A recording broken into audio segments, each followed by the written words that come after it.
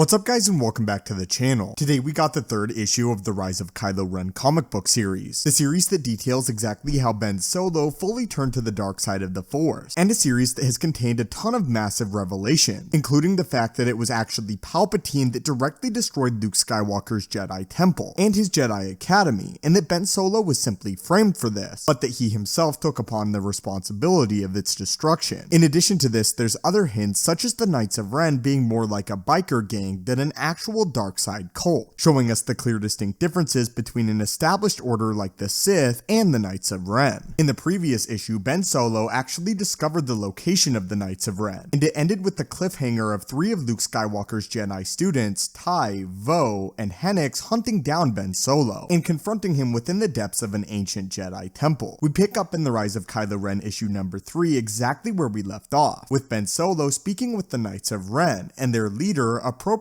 named Ren. Ren is the individual that told the young Ben Solo to eventually find him and hunt him down if he were ever interested, sensing in the young Ben Solo years earlier that the dark side of the Force was powerful and waiting dormant within him. After Ben Solo speaks with Ren, he is not immediately accepted into the group. As we learned earlier, in order to fully become a Knight of Ren, one of the first steps is a good death, or a death of an individual that the person cared for prior, to show that they have fully aligned with the dark side, or what the Knights of Ren refer to as the Shadow. Ben Solo tells Ren that he has in fact achieved a good death, and that he killed a Jedi, one of Luke Skywalker's Jedi students. Ren, intrigued by this, demands to know exactly what occurred between Ben Solo and this student of Luke. However, instead of talking directly about the battle right off of the bat, Ben Solo explains each of the Jedi that confronted him within the depths of this temple, talking about his own personal relationship with each of them, as well as their relationships with the Force. He first talks about the young Vo, explaining that he was the first ever student of Jedi Master Luke, but that these 3 other Padawans, Hennix, Vo, and Ty, would soon follow. He explained that Vo was very powerful in the Force, but was hyper-competitive with Ben Solo. She didn't use the Force appropriately. She wanted to be more powerful than Ben Solo, and live up to be the true star apprentice of Luke Skywalker, despite Ben Solo being far more naturally aligned with the Force than Vo, causing a heated rivalry between the two of them, where of course Ben Solo was the far superior student naturally. He then talked about the young Jedi pupil Hennix, who he says was more involved in the mysteries of the Force, and would be a clear Jedi consular, somebody that was involved in learning the secrets of the Jedi Order rather than being a combatively minded individual. And finally, he talks about Ty, somebody who has a clear gift of infiltrating the minds of his enemies as well as his friends, and the closest of Ben Solo's friends among the Jedi Academy, with Ty sensing the dark side of the Force in Ben Solo himself, but also wanting to be a confidant of the young boy. Ty tells him that he senses that there's a deep box hidden within him, and that Ben Solo does not reveal the contents to anybody else. Ty explains though that everybody has one of these boxes, but Ben Solo is hidden under lock and key, with no one to ever know his true intentions. Nonetheless, Ty sees the potential within Ben Solo, and sees him as again the potential Grand Master of the Jedi Order, and successor to Luke Skywalker himself. It then immediately cuts back to the battle, with Ben Solo clearly outclassing the other 3 Jedi students. It's clear though that Ben Solo does not want to fight, as he jumps away. However, Vo, enraged, follows him, as the Jedi students of Luke Skywalker believe that Ben Solo is solely responsible for the deaths of all of the other students at the Academy. I should also mention that we also get a look of Luke Skywalker training his students through the ages, again though making it very clear that Ben Solo was in fact the first Jedi Padawan that Luke Skywalker ever took. Anyway, Vo follows Ben Solo, as Hennix and Ty say that they are unable to jump high enough to follow the 2 combatants. Hennix though does manage to follow. Vo now fully confronts Ben Solo, calling him a murderer. Ben Solo for a moment resolves to prove her correct, fully turning to the dark side of the Force, at least again for the briefest of moments, and force pushing Vo to what Hennix sees as Vo's death, although Ben Solo managed to catch her with the Force before she fully falls. In Hennix's mind, Ben Solo has just murdered Vo, although again Ben Solo is holding her with his use of the Force. In an immediate response to this, Hennix throws his lightsaber at Ben Solo. Ben Solo though uses the Force with with his other hand to deflect the lightsaber back at Hennix, killing him as the lightsaber flies back at him with intense force. Ben Solo then also chooses to drop Vo, but Ty catches Vo. Now, Ben Solo has officially killed a Jedi, however the Knights of Ren believe that he did not truly mean it, which it's clear that he did not, and he really only killed Hennix out of self-defense. In fact, it was never actually his intention long-term to kill Vo. Angered by what he has just done, and the fact that the students of Luke chose to follow him in the first place, he force pushes them within the temple, then causing the temple to collapse around them, seemingly trapping them forever. However, as Ben Solo leads the planet, now with the official location of the Knights of Ren, Ty and Vo manage to escape. The Knights of Ren, though, are not impressed with Ben Solo's kill, with Ren deducing that Ben Solo did not truly mean it, and that if he is ever to officially join the Knights of Ren, he does need to mean it, and needs to have a true good death. As Ty and Vo exit the Jedi Temple, they discover that Ben Solo has now fully been lost after they discovered the body of Hennix, and resolve to hunt him down once and for all, as Ben Solo begins an adventure with the Knights of Ren. Anyway guys, this was the end of the comic book, as there is only one issue left in issue number 4. Overall, I would say that I think that this is the weakest of the 3 comic books of the Rise of Kylo Ren that we've gotten so far, but still really interesting. There's not a ton of lore stuff going on in this issue, but it is interesting to see Luke Skywalker through the ages, and see that he did in fact take multiple Jedi students after Ben Solo. I do also like seeing Luke Skywalker train other Jedi, as that's something that I really wanted over the sequel trilogy and didn't really get.